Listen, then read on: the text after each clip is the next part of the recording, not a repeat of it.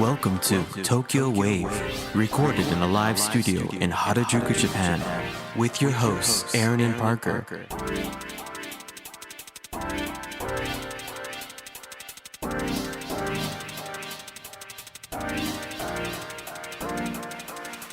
All right, everyone, welcome to episode 115 of Tokyo Wave.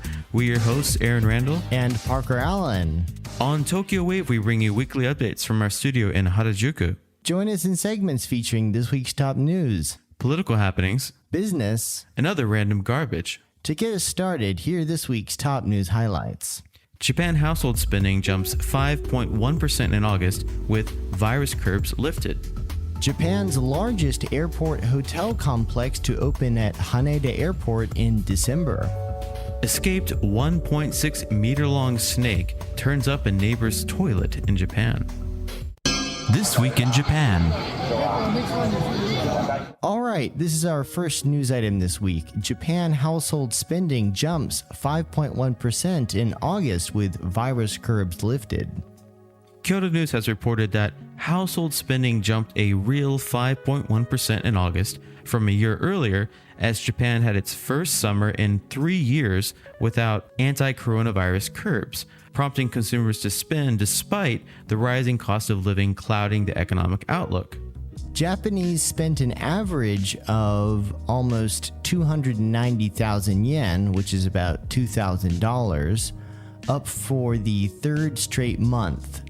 However, real wages fell 1.7% from a year earlier, down for the fifth straight month, threatening to cool consumer sentiment and posing a challenge for the government and the Bank of Japan. Let's not forget that Kuroda from the Bank of Japan, his biggest excuse for keeping the interest rates low is he wants to see real wage growth. And right here we've seen that it has not been growing. So, rising prices of energy and everyday items have been weighing on consumer sentiment in the absence of wage growth, which has not been seen in Japan for years. Japan's core consumer inflation rose 2.8% in August. Prime Minister Fumio Kishida is asking Japanese firms to consider keeping salaries at least on pace with accelerating inflation when they hold management labor union wage negotiations next spring. More robust wage growth is also a critical factor for the Bank of Japan, which still believes it necessary to maintain its ultra-low rate policy to protect the economy from surging commodity prices, amplified by the yen's recent sharp drop. The Ministry of Internal Affairs and Communications said that outlays on entertainment, hotel stays, and package tours gained 20.6%, while spending on transportation and communications gained 11.6%. Expenditure on health and medicine increased 15.1% as Japan saw a surge in COVID-19 cases driven by the Omicron variant of the coronavirus this summer. On the other hand, Japanese people spent less on furniture and household items than a year earlier when many areas of the nation were under a COVID-19 state of emergency. The figure was down at 10.8%, driven by reduced outlays on air conditioners and other home appliances. This is reminding me, as soon as the pandemic hit, I think globally, everyone started buying furniture, right? Because they were all home. Time to get that new sofa. Exactly. Gotta be spending more time on it. Yep. The latest data is a key indicator of private consumption, which accounts for more than half of Japan's gross domestic product. Japan's economy has bounced back from the impact of COVID-19 countermeasures, but its pace of recovery has been relatively slow compared to other major economies like the United States. Well, let's be real though, the US is just jacking up their interest rates. I mean, inflation and commodity prices there are nuts. And they've been pretending like COVID doesn't exist for more than a year now, so. I think that's kind of like the investor/society sentiment in the United States. Like, COVID doesn't exist. It's not a problem. It disappeared. Lots of people have it, but it's just too cold. All right, and up next, Japan's largest airport hotel complex to open at Haneda in December. Kyoto News has also reported that Sumitomo Realty and Development said on October 6th that it will open part of a 1,717-room hotel complex directly connected to Tokyo's Haneda Airport, the largest of its kind in Japan, on December the 21st. That's pretty sweet. The developer said that the complex, connected to the airport's international terminal or Terminal 3, will begin operations at its two hotels, Villa Fontaine Grand and the higher-end Villa Fontaine Premier, with reservations already open. Grand and Premier. Sounds pretty good. Sounds fancy.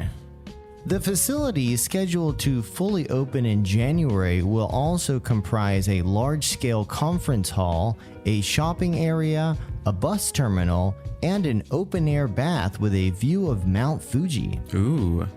The complex was initially scheduled to open in April 2020, but the plan was delayed due to the coronavirus pandemic. The real estate developer said it decided to go ahead with the opening since the government decided to remove its cap on daily arrivals from October 11th. So I've driven past this hotel several times, and it will freak you out. It is massive.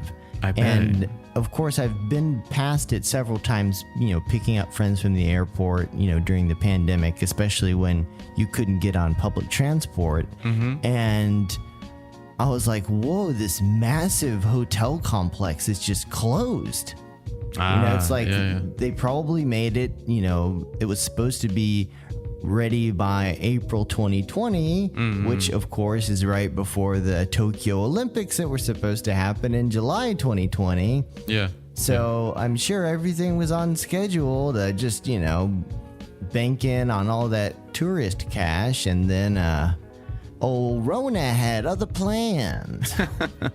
Yeah. It is kind of exciting to hear that they're I didn't even know this was in development.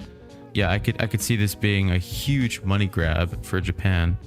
No, definitely. And I'm sure Sumitomo Realty and Development was losing just a teeny tiny bit of money by having their facility basically closed for 2 years. So I'm sure they're very excited to have it open. Yeah. That being said, they're richer than God, so unknown whether they actually care or not.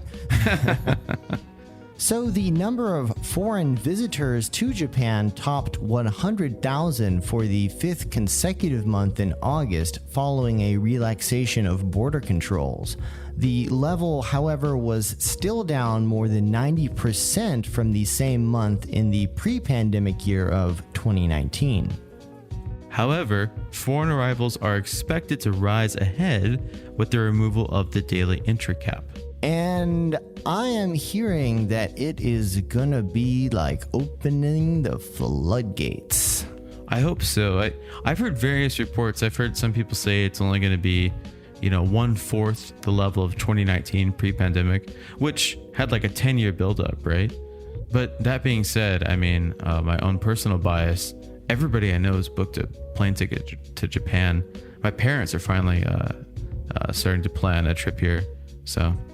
Yeah, I do think that with travel finally opening fully, there's going to be a lot of news about it, and several surveys have shown Japan is like a top destination that people want to travel to after the pandemic. Oh, yeah. And now they can.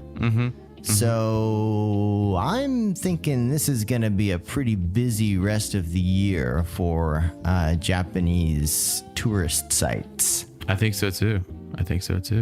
And to be honest, I hope so, because they have been sucking wind for the past close to 3 years. Yeah. It's amazing that the two largest travel agencies are still operating. The magic of Japanese corporations. And up next, escaped 1.6 meter long snake turns up in neighbor's toilet in Japan. The Mainichi has reported that an escaped 1.6 meter long snake that apparently slithered through the drain pipes into the toilet on the second floor of an apartment in Nagasaki Prefecture town of Saza has been returned to its owner, who lives on the first floor below, announced by police on October 5th. According to the Nagasaki Prefectural Police's Emukae police station, when the owner, a male office worker, moved the Brazilian rainbow boa into the bathtub to wash its terrarium in late September, it escaped towards the adjacent toilet. The man became unable to catch the snake as it entered the gap between the water tank and the wall. Though he had kept an eye on his pet, it disappeared around October the 1st. On October 2nd, another man living on the second floor opened the lid of his toilet to do business and found the snake inside and reported it to the police station. The animal is believed to have traveled from the first floor to the second floor through the drain pipes. Can you imagine that? Yeah, that sounds terrifying. And You open the lid of your toilet, you're gonna do your business. what if you had not seen the snake? I mean, that's what I'm thinking about, right? Ooh. Yeah. That would be like the shittiest day of anybody's life. Oh, for sure, for sure. In more ways than one. Yeah, gosh, this is bringing back memories of like this really famous Instagram whatever person I follow. She posted a picture of this huge spider inside the toilet, and she's from Hong Kong. I think people forget that like in East Asia and Asia, like, South Asia, East Asia, bugs and like, pests are like gigantic and terrifying. This is a case of like a domesticated creature, but yeah, it gets pretty nuts. What was it? The murder wasps? Oh yeah, we were talking Remember about that. those? Yeah. And then what else have we got? Massive cockroaches that friggin' fly. The cockroaches here, like praying to God right now that I don't see any. Yeah, I'm not a big fan of cockroaches. I don't think anybody is. I remember there was some story from I think it was America, where this guy had all these cockroaches in his house and he just shot at them. Shot at them? Yes, with a gun. Oh my God. How did that turn out? I don't think he got all of them, but it made the news. Yeah. So on the morning of October 5th, after seeing news of the snake being captured, the owner called the police station to inform authorities it may be his pet. The owner apologized. "I'm sorry for causing trouble. I will study more about snakes." Study more about snakes. I'm gonna go to the local library. Get some books on how to keep your snake out of the toilet. Yikes. They should make a dummies book about that. How to keep your snake from going down the toilet pipes for dummies. Yeah. Since I was a kid, a snake was never a pet that I wanted. I remember we would go to the pet shop. Like when I was really small, we got like hamsters and stuff. And I think I remember seeing a snake eating like the mice, which are very hamster-ish. And being like, oh my God, like this is like my 5-6-year-old brain, but thinking like, I don't want that. That's gonna, kill my pet hamster. But yeah. I've watched my friends feed their pet snakes, and I won't go into details because it's actually so gross. I don't want to talk about it. Yeah, it's like the word. It's horrifying. Yeah. I mean, some people like snakes. Yeah. They slither, they hiss. God, for people who like hate snakes, they're probably hating us right now. What is? There's a scene. Oh my God. Jurassic Park 2. There's a scene where they're running from the Tyrannosaurus Rex, and did you see Jurassic Park 2: The Lost World? Dude, I used to watch this movie on repeat when I was a kid. I was obsessed with the first two Jurassic Park movies. The third one sucked, but on the second one, one of the not good, but he was part of the bad guys team, but he was a scientist, him and a bunch of people were running from the T-Rex, and they ran under a waterfall, and then a coral snake just crawled from behind the rocks and under his shirt, and everybody saw it. And it's like, if you get bitten by a coral snake, you're dead. It's like one of the most deadly snakes. In Florida, I remember we have to learn about this, avoid this snake that it's like black, yellow, and orange. And he had to run, but because the T-Rex was right outside, he ran in. Then he got bitten in half by the T-Rex. So when I think about snakes, I think about that scene from Jurassic Park 2. Yep. Still don't want to have a pet snake.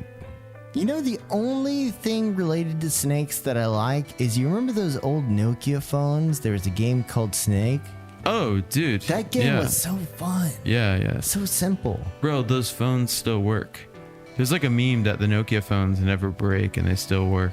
Yeah, they're probably just still around somewhere in some developing country, and people are like, well, it still works, so why not? They're like the go-to burner phone. Yeah. You know, because you can put that thing, you can run that thing over with your car and it won't break. They were built rock solid, and the batteries are great too. They outperform modern iPhones. That doesn't surprise me at all. I'm not sure if they still do. Some of the batteries might be kind of old, but. So next up on Tokyo Panic Room, we're going to be talking about North Korea's love of missiles. Is North Korea's record pace of missile tests bluster or a serious threat?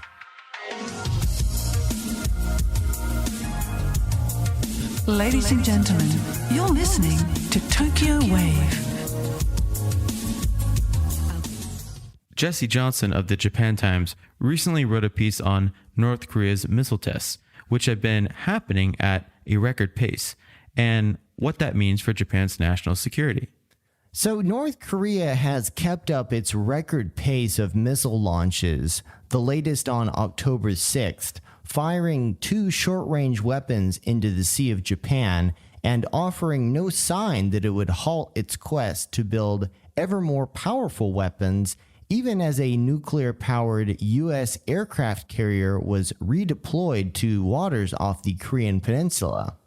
The missile launches were the 6th in 12 days, and the first since October 4th, when Pyongyang triggered concern in Tokyo after it lobbed an intermediate-range ballistic missile, or IRBM, over Japan for the first time in 5 years.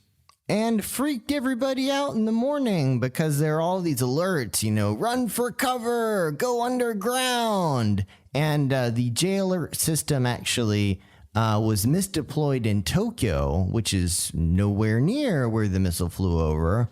Mm-hmm. And that actually caused a big stink within the government as well, because a bunch of people got alerts on their phone that there's a friggin' missile headed at them. And, some people probably flipped their shit.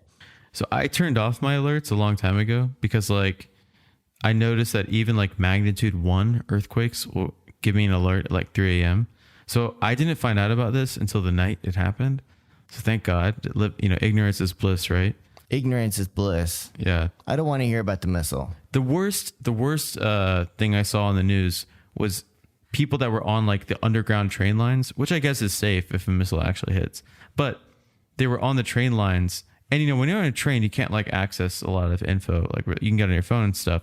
But the train was JR was announcing that a missile had been launched, and everyone was getting alerts, and there was sounds. I couldn't imagine being on that train. I'd have a panic attack. Yeah, it sounds like it would suck pretty bad. Yeah. Defense Minister Yasukazu Hamada told reporters that the weapons tested on October 6th flew 350 and 800 kilometers, respectively, hitting maximum altitudes of 50 to 100 kilometers before landing outside Japan's exclusive economic zone, which extends 200 nautical miles from its coast. Hamada also said the second missile was apparently launched on an irregular trajectory, a sign that it may have been one of the country's advanced new weapons designed to evade missile defenses. The South Korean military also confirmed the launches, saying that the 2 short-range ballistic missiles had been launched from the Samsok area of Pyongyang between 6 a.m. and 6:23 a.m. In Tokyo, Prime Minister Fumio Kishida slammed the North Koreans' recent string of missile launches as absolutely unacceptable, and later in the day held his first telephone call with South Korean President Yoon Suk-yeol since Yoon's inauguration in May to confirm the importance of security cooperation between their countries. Kishida said the two leaders had strongly condemned North Korea's missile tests as violations of the UN Security Council resolutions, adding that Japan and South Korea will, quote, continue closely monitoring whether Pyongyang takes further provocative actions, including a seventh nuclear test. South Korea's presidential office said that Yoon and Kishida had agreed that North Korea's reckless provocations must be halted, and that Pyongyang must be sent a clear message that provocations come with consequences. The latest launches came as the USS Ronald Reagan aircraft carrier returned to the Sea of Japan, reportedly for joint military exercises with Japan and South Korea later on October 6th. Just days after conducting similar drills with the U.S. allies. Pyongyang considers the drills a rehearsal for invasion and views exercises involving aircraft carriers as even more provocative. The repeated missile tests, 24 rounds this year alone, have signaled that North Korean leader Kim Jong-un has no intention of backing down, as the U.S. and its allies have struggled to win support for further measures at the United Nations. Although Washington has attempted to rally support for tougher new UN Security Council sanctions on North Korea, gaining the understanding of veto-wielding members Moscow and Beijing, two of Pyongyang's biggest patrons, has proven elusive. I wonder why. On October the 5th in New York, the UN Security Council remained divided over any response to the North Korean missile launch over Japan, with China and Russia lambasting the U.S., suggesting that North Korean and Japanese joint military drills were provoking Pyongyang to act. North Korea, too, heaped the blame on Washington for escalating the military tensions on the Korean peninsula, with the isolated country's foreign ministry calling the sixth recent launches, quote, the just counteraction measure of the Korean People's Army, and labeling the redeployment of the U.S. aircraft carrier a serious threat to the stability of the situation on the peninsula. While Pyongyang's furious wave of missile tests has elicited a flurry of condemnations and joint military drills, experts say the harsh rhetoric and muscle flexing will not deter Kim from continuing to refine his missile and nuclear arsenal, which he views as key to his regime's survival. In January 2021, Kim pledged to build more advanced nuclear weapons and missiles, including smaller tactical nuclear bombs, as well as longer-range, solid fuel, and submarine-launched missiles and weapons capable of carrying multiple warheads. Since then, his country has flight tested a number of those weapons, including intercontinental ballistic missiles or ICBMs. Factoring these goals in, Go Myung-hyun, a senior research fellow at the Asan Institute for Policy Studies in Seoul, predicted that the current cycle of weapons testing and fiery rhetoric is likely to continue well into next year. Senior research fellow Go said, quote, I'd argue that the current cycle is primarily about weapons testing, taking advantage of an international environment that presents few downsides to testing nuclear and long-range ballistic missiles, be it an ICBM or IRBM.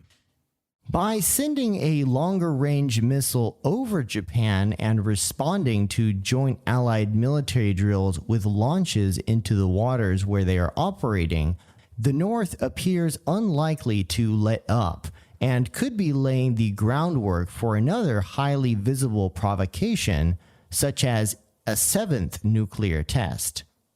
According to U.S. and South Korean officials, the only thing currently preventing North Korea from conducting such a blast possibly of a smaller battlefield warhead known as a tactical nuclear weapon, is the green light from Kim. And he's got his finger on the button. Yikes. South Korea's spy agency said last week that the North had readied an underground tunnel at its Pyongyang-ri nuclear test site and that it could conduct a blast sometime between October 16th and November 7th. Such a time frame would position any test between an important Congress of China's Communist Party and November's U.S. midterm congressional elections. Policy expert Go said regarding this, quote, "It is highly likely that North Korea's provocations will culminate with a nuclear test. We know North Korea has been preparing for the test for many months, and it can carry out a nuclear test anytime now. So clearly it is the part that North Koreans have paid special attention to. The missile tests act as a way to raise anticipation and attract international and U.S. attention."